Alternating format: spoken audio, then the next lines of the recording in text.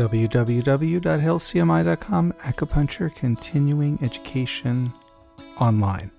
Today, acupuncture found effective against pneumonia-induced sepsis. This was published March 31st, 2020 at HealthCMI. So go to news, click on that at healthcmi.com. That will take you to the news department, and then look for the article entitled Acupuncture Found Effective Against Pneumonia-Induced Sepsis. You'll be right there. Let's take a look.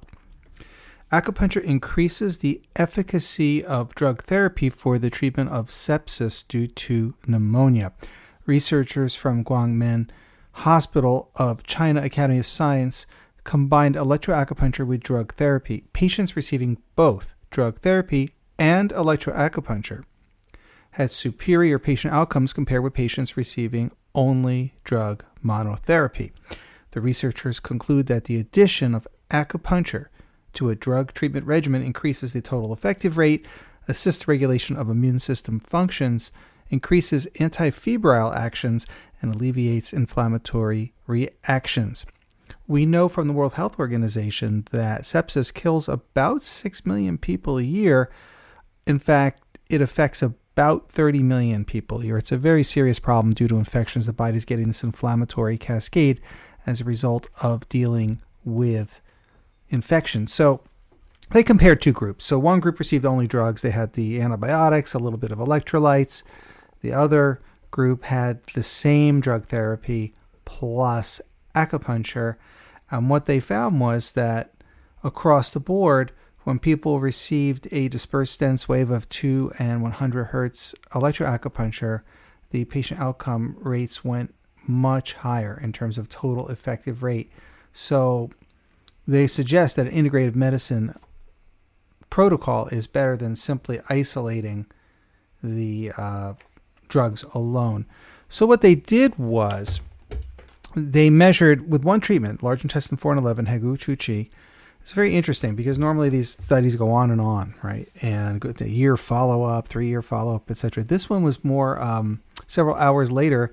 They would see how fast can you bring down a fever, and they would look at serum inflammatory markers. So TNF-alpha, which is tumor necrosis alpha factor alpha, interleukin 1 beta, interleukin 8, interleukin 10, and all of these other aspects of the blood, how they were affected by applying acupuncture. So they measured serum acetylcholine, choline acetyltransferase, CD4 plus cells and CD8 cells as well, and the ratio between them. And what they found was that acupuncture significantly decreased the inflammatory cascade in the bloodstream. So all of these chemicals that are responsible for inflammation came down significantly greater than patients receiving only drugs. And the total onset of fever time and fever abatement time was reduced significantly. So from going from a fever to normal increased significantly, and also the fever abatement time from whatever the fever was to 0.5 degrees Celsius lower. So they had two measurements, one just lowering it a little bit and one measuring it back to normal.